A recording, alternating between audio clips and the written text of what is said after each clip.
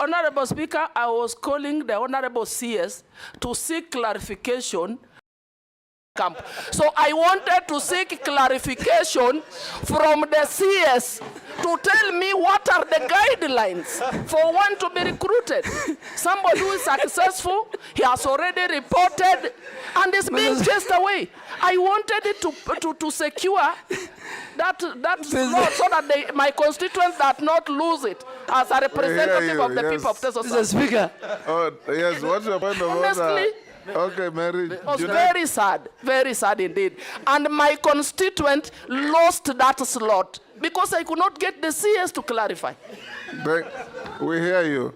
Yes. In fact, I had to look for a chairman of a committee to call the CS on my behalf because I thought because I'm a small person, he can't pick mine. You are an He MP. actually picked, but I was not helped. I was not helped. I am speaking on behalf of the people of Testicles South.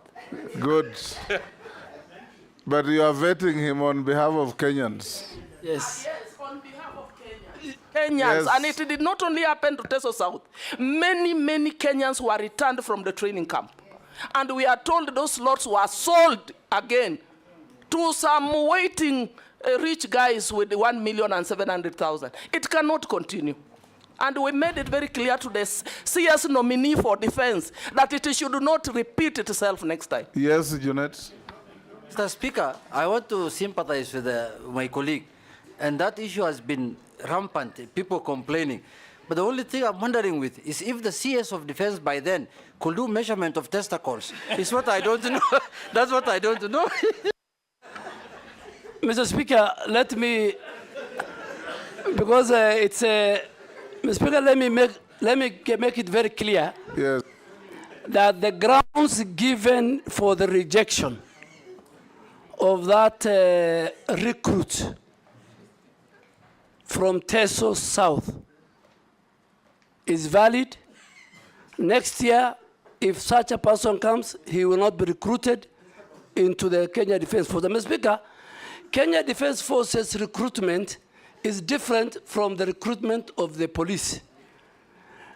When people go are recruited at the sub-counties and they come, a very serious medical checks takes place. A number of people are sent because of medical ailments. And I think the former Vice Chief of Defense... Unequal testicles ailments. Yeah, there were people... Women can know that, Chair. Mr. Speaker, I think if you allow me to finish, there are many. The testicle that I want to go into is one of them. There are many, and the chairman of defense will agree. They measure. Point of order. Let me finish before the point of order. Mr. Speaker, there are many colleagues. There are many leaders who sent me why their person has been chased. And in 10 minutes, the leadership of KDF could give me 1, 2, 3, 4 reasons, measurements including. So I am sure the next, women to assist them not only on this. So Mr. Speaker, there are certain criteria. There are many, and those who leave, they are not replaced. And I think let us not discuss, with your permission, the Kenya Defense Forces in a very negative. They have a special place in that. But the chairman of defense can call the generals in camera, and you are now talking about testicles. They will tell you something about even the teeth. They will tell you many things. And some of these things is because when you go, the training of the Kenya Defense Forces is so vigorous that you don't risk to take somebody who will die in the course of the training. So don't compare it with how the police are trained. Don't compare it with how the Kenya prisoners are trained.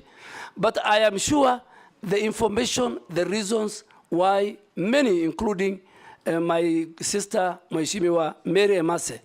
And please, going forward, if it was in camera, Mr. Speaker, I will even tell you more. But now that it's in public, I don't want to say more. What's your point of order? Point of order, Mr. Speaker. You know, the issue raised by Honorable Emase is something that is out there in the public. Many Kenyans complaining about, sometimes they think those are flimsy reasons why they're not taken. And I could understand maybe someone has squinted eyes because of shooting and, you know, flat foot, maybe because of running.